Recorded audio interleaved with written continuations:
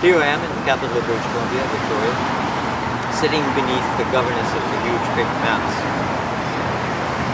Behind me is the Parliament buildings of British Columbia, designed by Francis Rattenbury and built between 1891 to 98.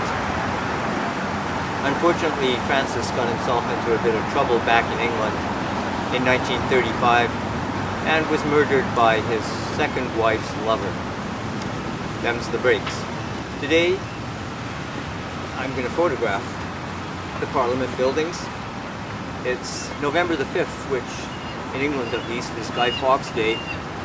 Commemorates, if you will, an attempt to blow up the British Houses of Parliament, led by a chap named Guy Fawkes, who is forever burned in effigy every November the 5th.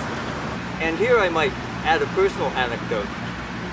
Some years back, when there was a premier ensconced in the legislature behind us, who we were not too fond of and often criticized, my young niece overheard these conversations, and so every time when we drove by here, she would point out of the car window and say, "Is that the bad man's castle?"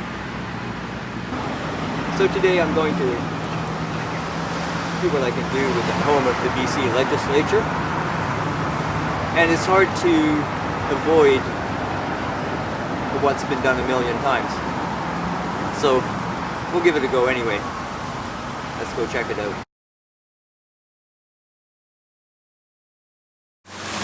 They seem to be performing some kind of renovations or something on the Parliament buildings today. I hope it's no sinister plot. Anyway, I've tried my best to steer away from the usual stereotypical shots that are made here. For better or worse, we'll see. But anyway, it was a fun time. I had a fun time here. And now it's definitely coffee time.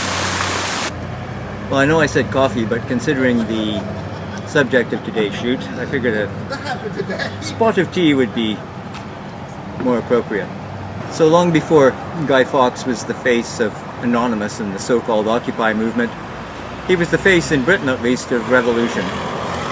Unfortunately, his plot to blow up the British Houses of Parliament ran into a bit of trouble, and he and his cohorts were caught on November the 5th, 1605.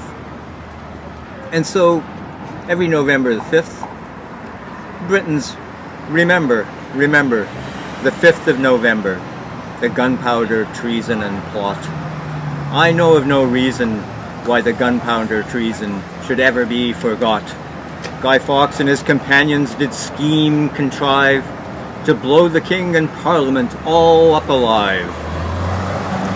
70 barrels, of gunpowder that is, laid below to prove old England's overthrow. But by God's providence, him they catch with a dark lantern lighting a match, and a stick and a stake for King James' sake. If you won't give me one, I'll take two, the better for me, and worse for you. And a rope to hang the Pope, a penn'orth of cheese to choke him, a pint of beer to wash it down, and a jolly good fire to burn him. Holla, boys, make the bells ring. Holla, boys, God save the King! Hip, hip, hooray! To the revolution. So what did we learn today? Well, watch out for jealous lovers, and revolution is always an iffy prospect.